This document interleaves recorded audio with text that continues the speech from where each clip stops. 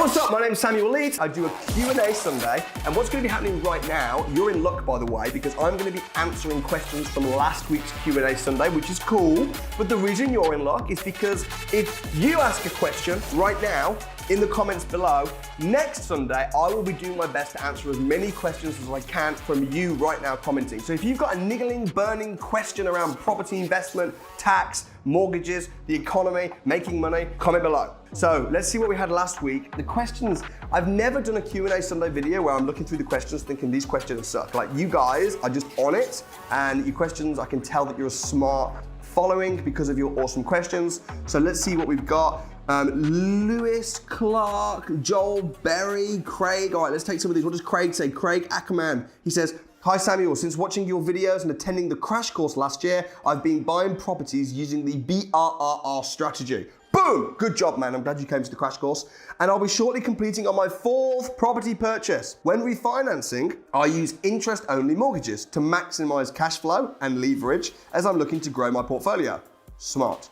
"At what stage in my property journey would you advise to consider switching them to a repayment mortgage? Or would you just wait until the latter end of my life and hope that the properties have greatly appreciated over time and potentially sell off some in order to then use the profits to clear the debt on the others? Keep up the great work." Craig, firstly, congratulations. Sounds like you've been doing it right. BRRR is buy, refurbish, refinance, pull your money back, and then you can keep buying lots of properties that way. To answer your question, would I start paying down the mortgages? Personally, I probably wouldn't. Now, I can't advise you on what to do because what you do with your personal finances is obviously your decision.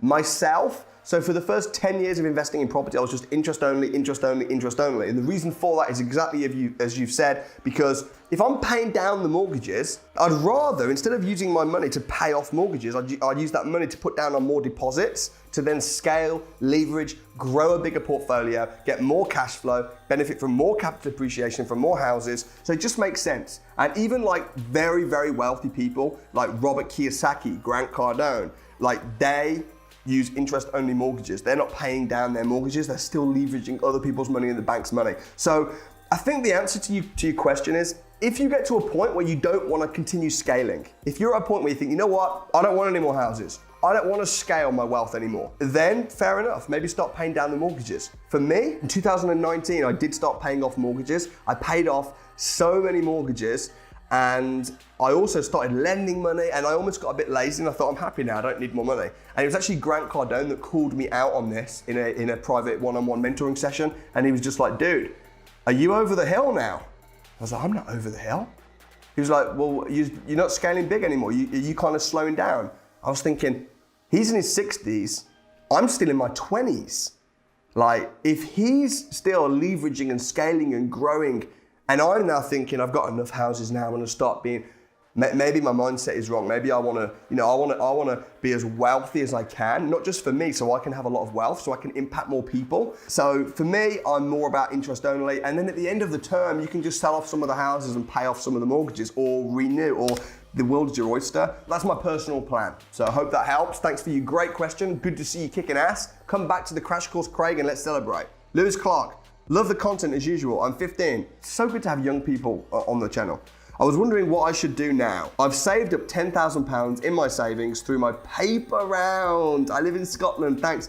Lewis Clark, respect, man. I did the same thing. I didn't quite manage to save up £10,000, but while I was at school, I had several thousands of pounds. But dude, 10 grand from paper rounds, whatever you do, you, my friend, are gonna be successful. Because to save up 10 grand from paper rounds, that means that your work ethic is friggin' through the roof, you know? So, and you respect money and you're prepared to work. So Lewis, I have no doubt that you are going to be very successful as long as you continue with the work ethic. Continue with the work ethic, but what you need to do now is you need to start working smart. If you made 10,000 from paper rounds, I don't know how many papers you have to push through doors just to make £20. Probably quite a lot. It's probably like a day's worth of pushing, you know, is a lot. So your work ethic is good. What I would say to you now, Lewis, is now you need to start working smart. You're 15 years old, you're still very, very young. I would be wanting to get hands-on experience in the property industry. I'd want to be saying, right, I want to go and work on a building site for 6 weeks. I want to go and hang out with some estate agents and understand the property market and interest rates. I would start now working smart, and also instead of working hard for money, which you do at the moment, which is great, start working hard for knowledge. You know, trading your time, not for money, but trading your time for knowledge and experience, because I've got real high hopes. And I hope to see you as well at Crash Course. We're actually coming, I don't know if it's sold out yet, but we're coming to Edinburgh soon to do a Crash Course. So get down to the website, get booked on. I'd love to meet you. Respect. Joel Berry. So I've seen the BRR strategy is very successful. My question is, what mortgage would you get or loan? Would it be a bridge loan or a buy-to-let? As I know when you refinance it, it will have to be buy-to-let due to it being rented out. But what mortgage do you get at the start? Okay, so it's both. You're gonna start with bridge or cash. You need to buy the house for cash. Bridging finance is the same as cash. The seller will see it as cash because you're not getting a mortgage, you're just getting a loan, a short-term loan to buy the house. When you're a cash buyer, you get discounts. You can pay what you want because you're buying it cash. So you're gonna buy it cash or with a bridging loan, then you're gonna push the value up, you're gonna force the value up on the house, and then you're gonna refinance it on a standard buy-to-let mortgage. Depending on the property, if it's like a HMO, you might need a HMO mortgage. If it's just a standard buy-to-let mortgage, you're gonna refinance it, and then you're gonna pay off the bridging loan or pay yourself back the cash that you put down. And if you do it right, you put all of your money out, and then you just recycle and keep buying more houses and leveraging your money. So you can use the same amount of money over and over and over, and that's how you strategize it. Hope that helps, Joe. Thanks for your great question. What else do we have? Isaac Dizdevic. Cool, man. He sounds like a strong man. A strong man. He says, hi Samuel, apart from the deal itself, what are the most important things to have in check when working with a possible angel investor? Okay, so an angel investor means someone that's gonna finance your deal. So an individual or an investor that's gonna say, hey, look, the deal's good, I'll back it. So Isaac, you've said that apart from the deal itself, I'm glad you said that because the deal itself is the most important part. Okay, so if you want to get an angel investor, I would say get a good deal. You got to have confidence. If you have confidence, if you're like, look, this is the deal, it's good, and I'm good, that's really important. And then thirdly, I would say maybe get some third-party credibility checks on it. So if you've got a good deal and you're confident, maybe get a management company to say, yes, it's good. Maybe get, if you need a refurb, just show the builder quote. So you've got third party, maybe a third party investor to look over the deal and to confirm it's good. Then you can go to your angel investor and say, hey, here's the deal. Also be really specific in what you want. Don't just say, here's the deal, what do you think? What do you want to do? No, here's the deal, and here is my proposal. Bang, bang, bang. Don't pressure the angel investor. You want to say, now look, there's a lot of people I could go to, and I want to put this out to you first. If it works for you, awesome. If it doesn't work for you, awesome. So you're not trying to pressure them. Be confident, make sure the deal's good, have third-party, credible, reputable people backing up the deal, and then make an offer. That's what I'll say. Good luck, my friend. If it comes off, let me know. I want to hear the story. Okay, SM says, hi Samuel, could you do an interview with Jim Haliburton? That would be really interesting. I know Jim. I've actually, I've met Jim a few times. Listen, if you want me to do an interview with anybody, a lot of people say to me, Samuel, can you interview Graham Stephan? Can you interview Jim Haliburton? Can you interview this, that, the other YouTuber, star, property investor, business person? Here's what you need to do. Tell them. Just tell them. If you want me to interview Jim Haliburton, tell him. Just go on. I'm sure he's got YouTube videos. Maybe he hasn't actually, but just email him. Go on his website and just say, can you please go on Samuel's YouTube channel? I will interview pretty much anybody. I don't care who they are, as long as they're gonna be giving value to my audience. I don't care if they've got a big following, a small following. I don't care if they're an expert or a failure. I don't care. All I care about is that they'll be giving value and good content to my followers. So if you want them on my channel, just tell them. Start like spamming the heck out of them, saying, get on Samuel's YouTube channel. And I'll have Jim on. Jim's cool, I know Jim. Jim's a cool guy. Tell him. And if he wants to come on my channel, he can ask me and then I'll book him on.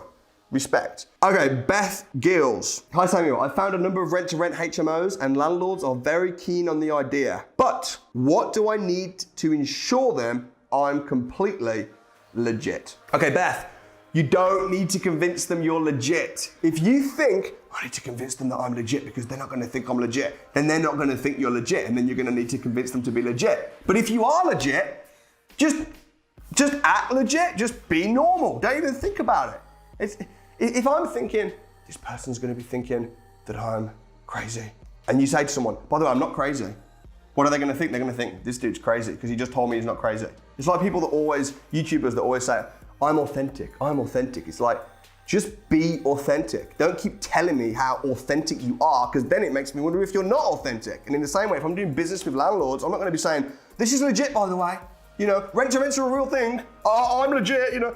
Just relax, just relax. You're legit. You don't have to try and persuade anyone that you're legit. Just offer a good deal. Offer the landlord a good deal. And then if the landlord says, it's a good deal, but are you legit? Then tell him your credentials, then tell him. But don't go in there thinking, I've got to persuade him that I'm legit. That's my advice, but I wish you all the best. Let me know how you get on. Okay, last one. Aaron Harrott says, I've been trying to find a good rent-to-rent or LOA, lease option agreement, property. I'm finding loads, which could be good deals, but the problem is getting hold of the landlord. Any advice on how to get hold of the landlord? All right, so you're finding loads, but you can't get hold of the landlord. Where are you finding loads? Are you just driving through the streets thinking, that would be a good house, and you want to get hold of the landlord? Are you going on Rightmove? Where are you finding them? Listen, if I see a house, I drive by a house and I think, that's a good house, you know, and I want to get in, I go on land registry, pay £3, and I'll get the details of the landlord, I'll get all the information that I need for £3. If I'm on Rightmove, you can find the address. Just zoom in and look at the door number. Or there are ways. On the crash course, we do it live. So if you haven't been to a crash course, get on the crash course. But generally speaking, for rent-to-rents and lease option agreements, I find them on places like Gumtree, on Spare Room, on Open Rent. The landlord's details are there. If someone's advertising their property to sell or to rent, they're advertising themselves. Their number will be on there. So if you're finding it on these websites, I could, within the space of 20 minutes, I could find over 100 contact details for direct landlords. And I just go straight to Gumtree and Spare Room and Open Rent. I could find the numbers. And then I could phone them up. Boom, boom, boom, boom, boom, boom, boom. And guess what? Probably about 10 of them would be like, no, I'm not interested. And then one of them would be like, okay, this could work. And then I'd jump on the phone or I'd do a viewing, and then that one would fall through.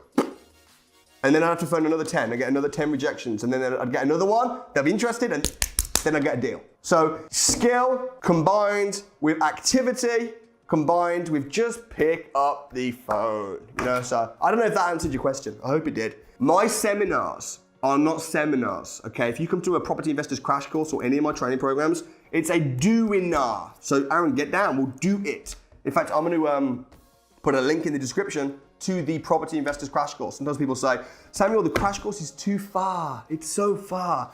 People come from Australia. So don't be stopped at the very first hurdle, because if you're stopped by a 3-hour car journey, oh man, you'll be also stopped by those 10 rejections that you get. You'll be like, I called 3 people and they said, no, this doesn't work. And then you'll probably start trolling my YouTube. It doesn't work, it doesn't work. Just put in the activity, man. Like, you've got the content, you've got the information, put in the activity, get in the right environment. I love seeing you guys succeed. I know that's why you're here, that's why you're on my channel. So listen, let me ask you a favor. If you enjoy my YouTube videos, if they're helpful, please do smash the like button. Also subscribe, turn the notifications on. If you want me to answer your question, comment below, and I will be doing a video next week on Sunday at 7 p.m. and I'll be answering your questions, as many as I possibly can. Thanks so much for watching. Also the crash course, if you want to book on the crash course, I'll leave a link. Did you see that happen? Do you know why that's there? Because you need to click it, you need to book on it. Right now, go ahead. I hope to see you there. God bless, peace out.